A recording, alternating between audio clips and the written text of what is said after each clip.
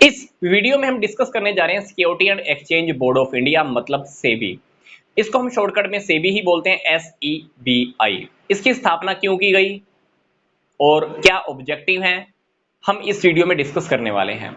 Simple सी बात है, किसी भी कंट्री की जो डेवलपमेंट का जो आधार होता है वो होता है स्टॉक एक्सचेंज, क्योंकि लोग इन्वेस्टमेंट करते हैं स्टॉक एक्सचेंज के थ्रू। इन्वेस्टमेंट के थ्रू पैसा आता है तो इंडस्ट्रीज की डेवलपमेंट होती है। इंडस्ट्रीज की डेवलपमेंट जितनी ज्यादा होती है कंट्री उतना ही ज्यादा विकास करता है, अर्थव्यवस्था का विकास होता है।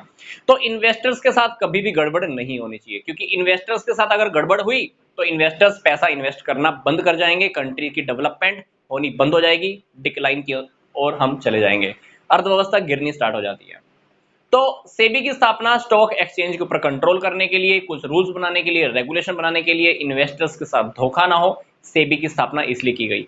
सेबी के आने से पहले बना हुआ था कैपिटल इशू एक्ट 1947, पर ये ओवरऑल कंट्रोल करने के अंदर असफल रहा, सक्सेस नहीं हो पाया, इसलिए 1992 के अंदर सेबी की स्थापना की गई।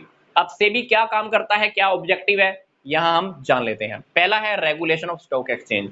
सेबी क्या करता है, स्टॉक एक्सचेंजेस के ऊपर कंट्रोल करता है, उनके रूल्स एंड रेगुलेशन फिक्स करता है, ट्रांजैक्शन कैसे हो रही हैं, किसी के साथ कोई गड़बड़ ना हो, जितने भी लोग स्टॉक एक्सचेंज के साथ जुड़े हुए होते हैं उनको बेस्ट सर्विसेज देना।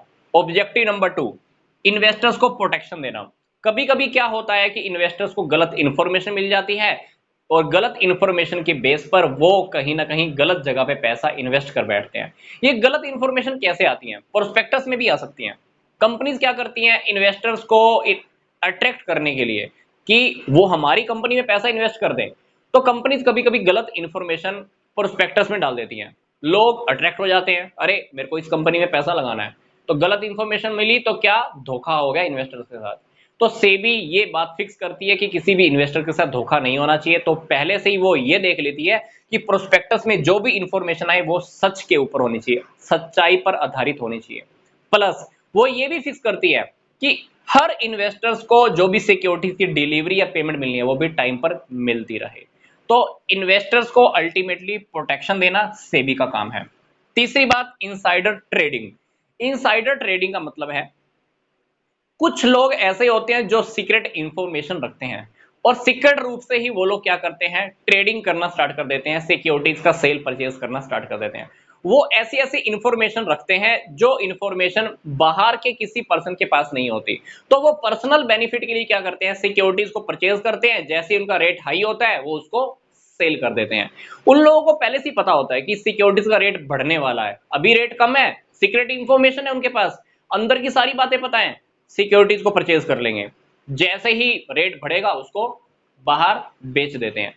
इससे क्या होगा, आम जनता को, आम पब्लिक को, आम इन्वेस्टर्स को नुकसान होता है, उनके हितों को नुकसान पहुंच जाता है। तो सेबी इस बात को भी देखती है कि कहीं इनसाइडर ट्रेडिंग तो नहीं हो रही। लास्ट जो हमारा ऑब्जेक्टिव है वो है कंट्रोल आवर ब्रोकर्स और इंटरमीडिएटर्स। इन्वेस्टमेंट करवाने के पर्पज से, इन्वेस्टर्स की हेल्प करने के लिए ब्रोकर्स बीच में होते हैं। ब्रोकर्स कभी कभी क्या करते हैं, कमीशन ज्यादा खा लेते हैं, अनफेयर प्रैक्टिसेस करते हैं, गलत तरीके अपनाते हैं। तो सेबी ब्रोकर्स की और इंटरमीडिएटर्स की सारी ट्रांजैक्शंस के ऊपर निगरानी बना के रखती है कि कहीं किसी इन्वेस्टर्स के साथ ब्रोकर के थ्रू धोखा ना हो जाए, गड़बड़ ना हो जाए। नेक्स्ट वीडियो में हम डिस्कस करेंगे कि सेबी का हमारा जो नेक्स्ट टॉपिक है, फंक्शंस क्या है। इसी चैप्टर के काफी सारे और टॉपिक भी कवर हो चुके हैं, वो सारे टॉपिक्स, उनसे रिलेटेड वीडियोस आपके इसी वीडियो के डिस्क्रिप्शन बॉक्स में दिए हुए हैं, आप वो सारे टॉपिक्स भी बहुत अच्छे से रेडी कर सकते हैं।